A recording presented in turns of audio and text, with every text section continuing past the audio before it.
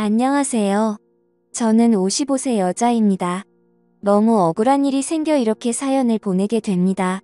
몇십 년을 알고 지낸 시아주버님네 부부가 알고 보니 짐승만도 못한 인간들이었어요. 저는 남편과 같이 제조업 공장을 운영하고 있었어요. 플라스틱을 만드는 공장을 하는데 업체에서 주문한 플라스틱 용기나 제품을 만들고 있죠. 이 공장을 하기까지 남편과 함께 정말 수도 없이 많은 좌절을 맛봤어요. 저나 남편이나 워낙 밑바닥부터 일을 시작을 했고 몸으로 부딪혀서 여기까지 오게 된 거였거든요. 남편은 공장 직원으로만 10여 년 넘게 일을 했고 공장장이 된 후로 저와 같이 공장을 인수받아 일을 했어요. 공장하면서도 별일이 다 있었는데 기계를 납품한다고 돈을 가져가고 안 가져와서 사기를 당한 적도 있었고 대금이 밀린 채 부도가 날 회사 때문에 저희 공장도 휘청한 적이 한두 번 있었어요.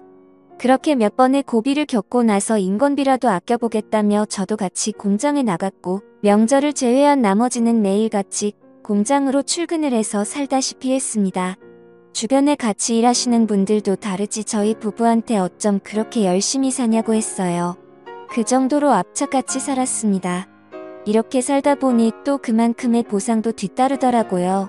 지하 월세방에서 살던 내 식구가 큰 평수는 아니지만 32평대 아파트에서 살게 되었고 두 딸들 대학까지 다 보낼 수 있었어요. 그래도 아직까지 애들 생각하면 마음이 아픈 게 저희 부부는 돈 번다고 매일같이 공장에 나가 있었으니 제대로 같이 시간을 보낸 적도 없었어요. 딸 둘이서 알아서 다 밥 차려 먹고 설거지 해놓고 그랬죠. 그렇게 저희 공장이 어느 정도 자리를 잡혔을 때 남편의 형인 아주버님이 저희한테 일을 같이 좀 하자고 하시는 겁니다. 이 아주버님으로 말할 것 같으면 평생을 저희한테 손을 벌리고 사신 분이세요.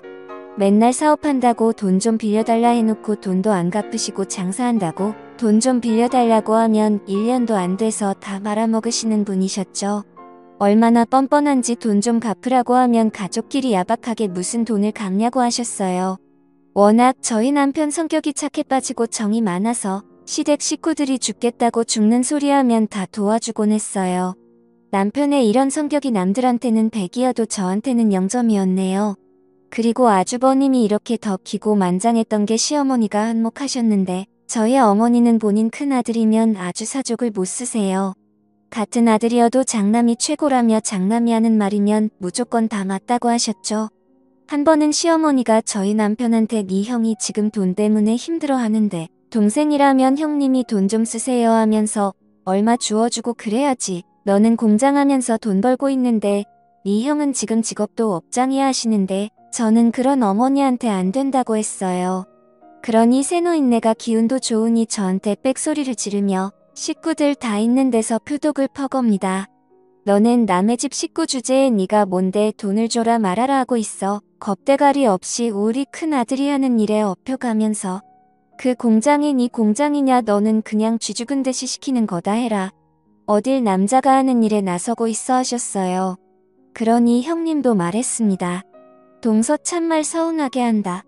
아니 공장하면서 돈 좀 벌었다 이거야 뭐야 지금 우리 애들 아빠 직업 없다고 무시해. 대단한 게 하는 것도 아니고 그깟 공장하면서 사람이 한결같아야지 참 속 보인다 하시는데 근데 저도 그런 형님한테 그럼 형님이랑 아주버님은 사람이 한결같으셔서 그동안 저희한테 빌려간 돈 한결같이 안 갚고 계시는 거세요.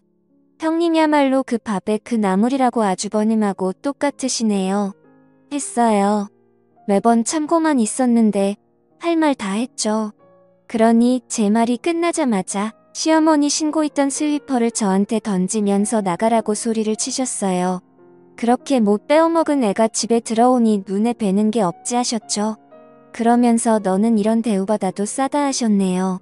시댁 식구들 다 이런 식이었어요. 결국 남편은 본인 형을 직원으로 채용을 했어요. 근데 아주버님 3개월 정도 일하고 나오지도 않았죠. 제가 오죽하면 남편한테 당신은 어디서 주워온 자식 아니냐고 했어요. 그나마 남편이 제일 멀쩡했거든요. 그러다 제 나이 50되던 해 남편과 슬슬 노년을 계획해야 할 때 커다란 시련이 닥쳐왔습니다. 저희 남편이 하늘나라에 가게 되었어요. 급성 심근경색으로 사망을 하였는데 공장에서 혼자 있다가 그렇게 된 거였어요. 하필이면 그날 저희 둘째 딸이 대학 근처에 자취방을 알아봐야 돼서 제가 수원으로 올라가야 했거든요. 제가 공장에 없을 때 이런 일이 생긴 겁니다. 옆 공장 사장님이 저희 남편한테 같이 점심 먹자고 하러 갔다가 사무실 내서 남편을 발견했고 저한테 연락이 왔어요. 저는 그 얘기를 듣자마자 바로 내려갔고 남편이 있는 병원으로 갔는데 이미 시간이 많이 지난 상태였다고 하더라고요. 그날 제가 딸한테 안 갔더라면 남편을 살렸을 텐데라는 후회가 정말 물밀듯이 밀려오고 죄책감까지 들었어요. 그리고 남편 장례식장에서 또 한 번 시댁 식구들과 한바탕 난리가 났어요. 쓰레기 같은 단토도는 무부와 시어머니가 저희 남편 장례식장에서까지 돈 얘기를 했더라고요. 장례식장 식사하는 데서 셋이서 쑥덕거리는 걸 제 친구가 듣고 저한테 얘기를 해줬는데 정말 장례고 뭐고 죄다 뒤집어 엎어놓고 싶었습니다. 여태까지 아주버님이 저희 부부한테 빌려간 돈이 총 7천만 정도 되었거든요. 근데 그 7천만 원 얘기를 하며 엄마네가 둘째한테 빌린 7천만 원은 이제 안 갚아도 되는 거겠지라고 했대요. 그러니 시어머니가 아주버님을 팔로 슬쩍 치시냐 당연하지. 그 돈은 안 갚아도 되는 거야. 평생 그 돈 갚으라는 소리 들었는데 이제 둘째까지 죽은 마당에 그걸 뭐하러 갚냐라고 하셨다네요. 그러니 형님도 어머 그럼 우리 그 돈 안 갚아도 되는 거야. 우리 완전 개탄네 하면서 7천만 원 안 갚아도 되는 대신 상주 역할 톡톡 해야겠네 라고 하셨대요. 그러니 아주버님이 그의 7천만 원 대신 둘째 가는 마지막 날까지 옆에 잘 있어주면 되는 거야 라고 했대요. 진짜 이 인간들 사람인가요? 이 판소리 짓거렸으면서 시어머니는 장례식장 오자마자 주저앉으면서 대성통곡을 했고 저한테는 너 때문에 우리 아들이 죽었다며 우리 아들 당장 살려내라고 했었죠. 지금 생각하니 진짜 가증스럽기 짝이 없었네요. 그리고 화장터에서 난리치는 시어머니한테 어머님 이제 와서 우리 아들이라고요. 언제 저희 남편 아들 취급이라도 해주셨어요? 어머님한테 저희 남편은 돈 갖다 바치는 기계 아니었냐고요. 아니 아주버님이 제 수식어 참말이 심한 거 아니요. 라고 하는데 그런 아주버님한테도 아주버님도 그렇게 말씀하시면 안 되죠. 저희한테 가져간 돈만 자그마치 7천만 원이에요. 근데 애들 아빠 장례식장에서 8천만 원 안 갚아도 된다는 그딴 소리를 하고 있으세요. 아니 형님 꼭 오시며 아니 솔직히 맞는 말 아니야. 서방님도 돌아가셨는데 우리가 갚을 필요는 이제 없긴 하지라고 하는데 그런 인간들한테 니들은 이제 남이라며 여기 있을 자격도 안 된다고 가라고 했어요. 나중에 후환이 두렵지도 않냐고 했네요. 그러니 아주버님이 본인 식구들이랑 시어머니 데리고 가다고요. 남편이 하늘나라 가서까지 이런 대우를 받는 게 너무 안쓰러웠어요.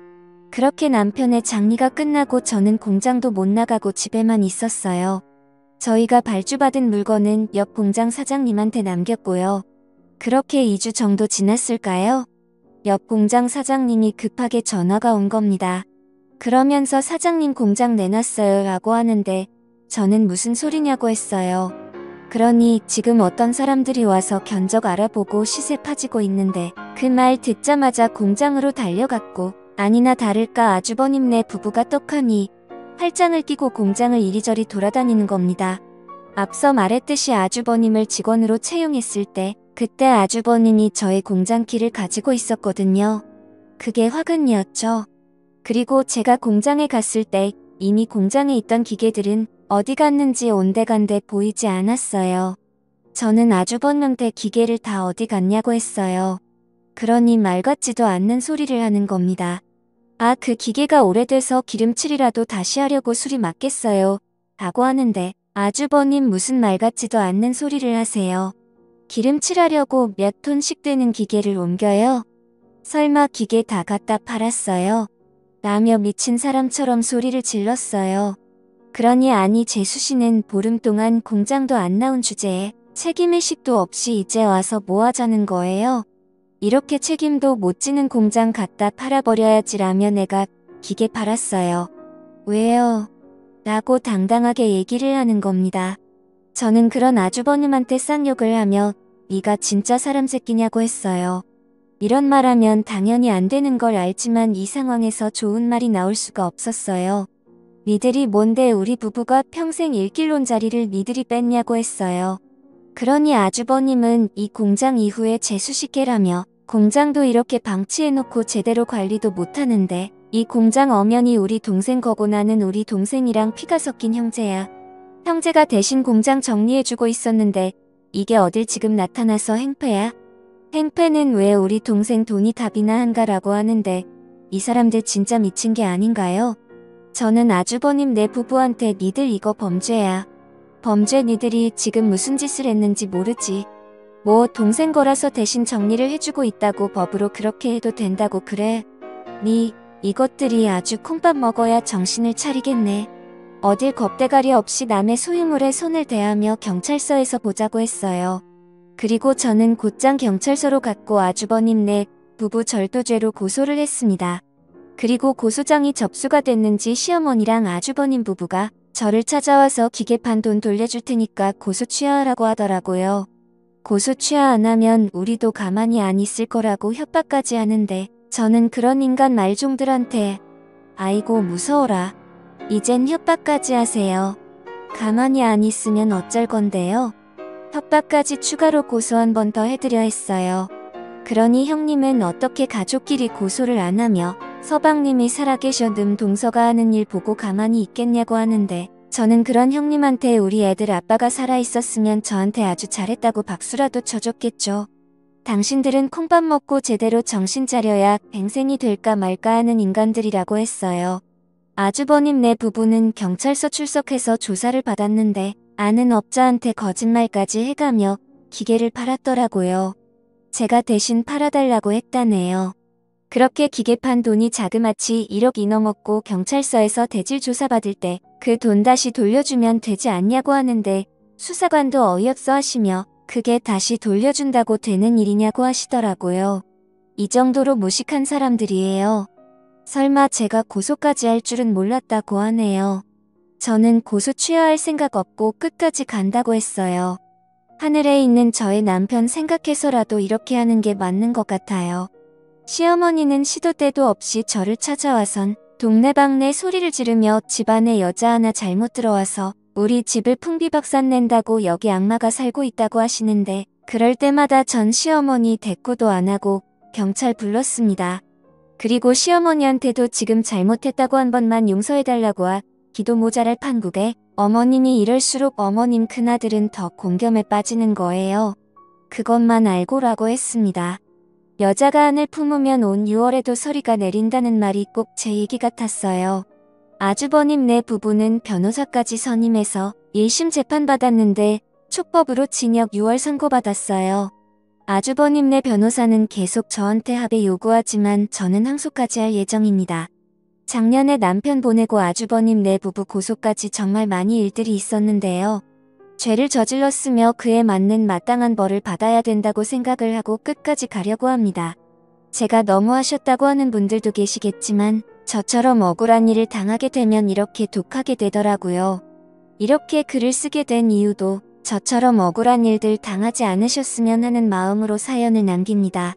제 푸념 같은 긴 사연 들어주고 읽어주셔서 감사하고요. 다들 건강 유의하시길 바랍니다. 감사합니다.